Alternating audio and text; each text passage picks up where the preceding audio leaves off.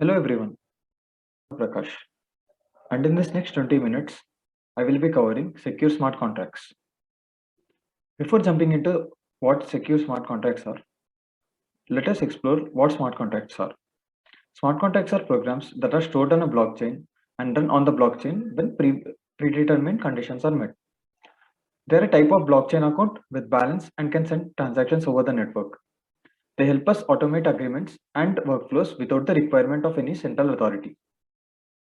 Smart contracts cannot be deleted by default, and interactions with them are irreversible. Smart contracts are highly flexible, capable of holding large tokens and running immutable logic based on previously deployed smart contract code. Some blockchains with smart contract capabilities are Ethereum, Solana, Polkadot, Algorand, Cardano. Now let's see why we need to be concerned about using secure smart contracts. Smart contracts are the engine behind decentralized finance as well as decentralized applications industry. This decentralized ecosystem of trustless interconnected smart contracts attracts attackers looking to profit by exploiting vulnerabilities in smart contracts. Also, there is a high cost of failure associated with deploying smart contracts. As of now, the total value stolen or lost due to smart contract issues is easily over $1 billion. Here, you can see some of the large errors due to smart contract coding errors, which have costed a lot of wealth to the investor.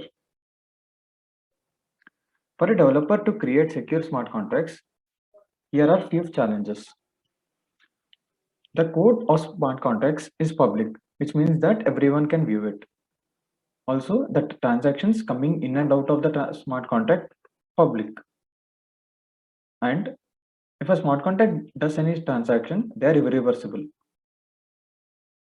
Also, the smart contract code usually cannot be changed due to patch security flaws, like any conventional software. Now, let us explore the known smart contract vulnerabilities and solutions to avoid them. Here, we use Solidity to explore these vulnerabilities. Solidity is an object-oriented language to write smart contracts. Timestamp dependence and manipulation. This is the first vulnerability of the smart contracts.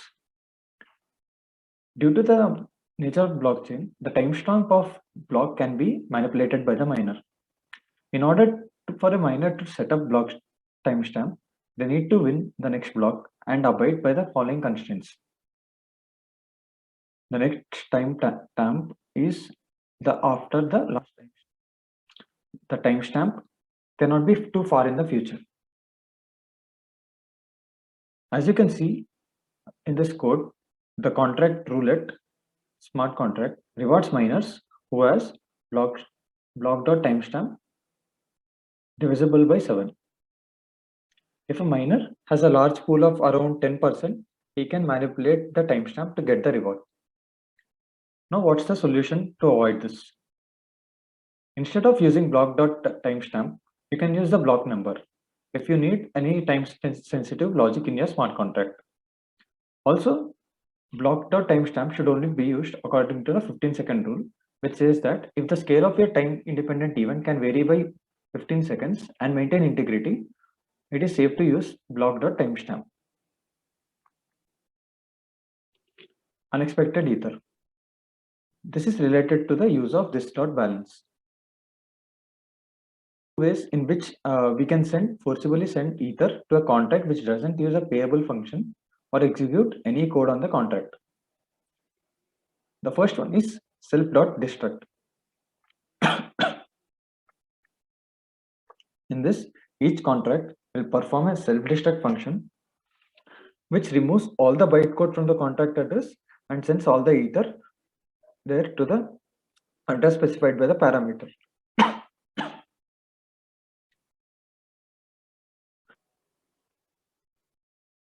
The second one is present ether. Another way here, we preload the contact address since they are deterministic and add money even before the contact is created. In this code, as you can see, there is a fallback function payable with revert. Hence, you might think that you can't add any money to this contract because the money will be because the revert function is called.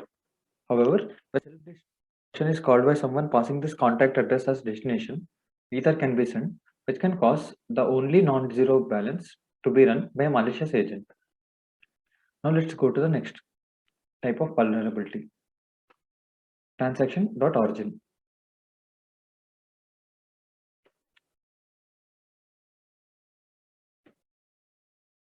Transaction.origin is a phishing attack which can drain a contract of all the funds it has. Here, there are two parts. The transaction origin victim is a smart contract and a wallet type contract, as you can see in the screen.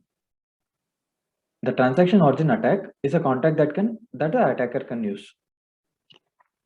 Here, the user transfers ether from the smart contract address to the address of the transaction origin attacker. The ether hits the transaction origin contract. The function is called that tx.origin.transfer to.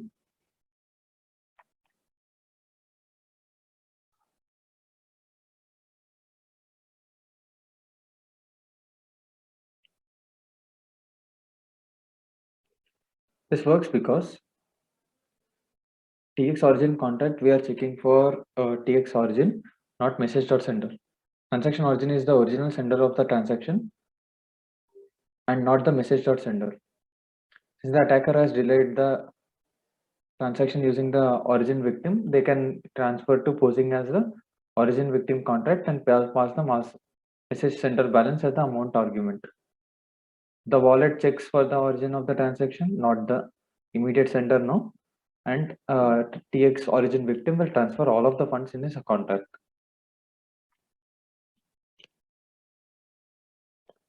The solution for it is to never use tx.origin to check the authorization of ownership. Instead, use the message.sender. Don't use address call by value dot amount. Instead, use that dot transfer function. This will demotivate the attacker since it has a cache stipend of 2300. Delegate call. A contract can dynamically load code from a different address at runtime. The storage current address and the balance still refer to the same calling contract, and only the code is taken from the called address. This feature allows the functioning of libraries in Solidity. Here, in this example here, an attacker can call contact delegate public function PWN, which sets the owner of the contract. And since the call is in the context of delegation, they can claim the ownership of the contract. To avoid this, what you can do is we can use the library keyword to implement library contracts, since this will be stateless. The next contract is overflow or underflow attack. Here, Solidity can handle only up to 256-bit numbers. Incrementing or decrementing by one would lead to an underflow or overflow situation. For example, here we are transferring some value of amount to address 2 and only checking whether the sender has this particular amount in his balance more than the value or not. However, we are not checking if this will cause overflow to the balance of the receiver, which can lead to a 0 or a slightly smaller value. To avoid this overflow underflow attack, you can use safe math libraries, and Solidity version greater than 0.8, 0.10 have integrated the safe math library. And here what we do is instead of using normal addition subtraction operators, we are using this addition subtraction functions which return us the value of the transaction after addition. Next is the DOS attack, which here what happens is the user makes the smart contract inoperable for a period of time or indefinitely. For example, in this DOS attack, to claim, so two persons can claim throne. However, the attacker can call this claim.throne function since he knows the contract address, and this will make the two players A and B definitely, so no king will be selected. The solution is rather than using withdraw, we can send it. Next, multi-sign contracts instead of a single one, and you can use withdrawal format instead of looping through the data structures.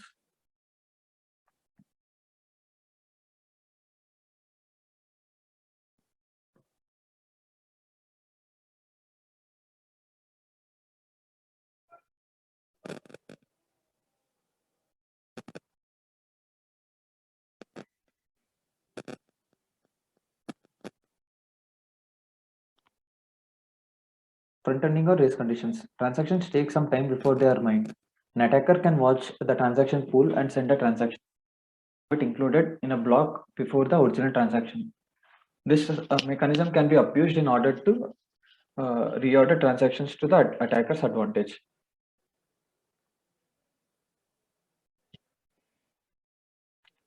For example, in this,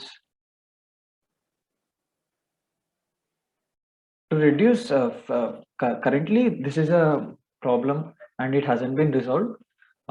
So what is suggested is we try reducing the order in our protocol. Ordering in our protocol, modify the contract to place an upper bound on gas price, and use commit reveal transactions. The last one here we are covering is reentrancy attack. So here when a contact A calls contact B, reentrancy exploit allows B to call back into A before A finishes execution. Essentially, this can bring B A. For example, here the attacker begins the contact by depositing money into the account of the victim. Then he withdraws his amount from the victim. But since for after every deposit, the callback function is called. After every withdrawal, the fallback function is called. Here it checks whether the gas left is greater than 40,000 for the attacker, and then withdraws immediately. So due to this, what happens is this balances.message.center is equal to 0 isn't executed, and he can get a lot of money. The solution is that we ensure that state changes happen only before calling external contracts. Function modifiers that prevent reentrancy.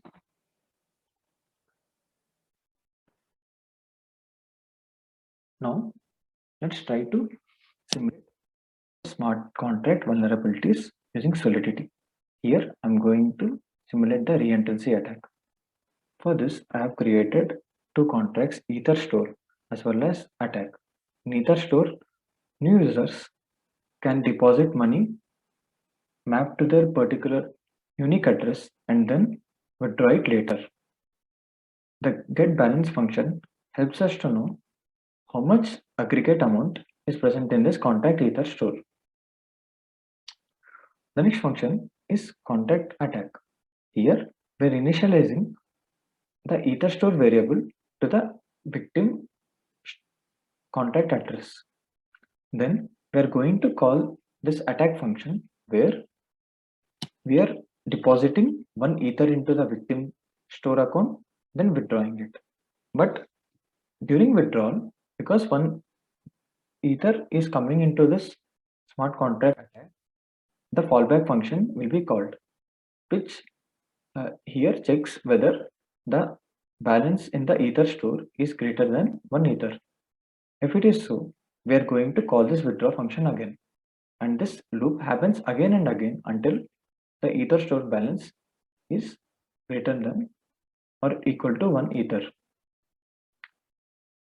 Now let's try to run this in the deployed smart contract. Here we have two smart contracts deployed, the of Ether store as well as attack. Now let's try to deposit 1 Ether from account A, the first one, as well as 1 Ether from this account 1. Currently, the balance in Ether store as well as in the attack is 0. Now, I will be sending some money into each store. Now you can see the balance is 1. Similarly, I'll send it from the second account B.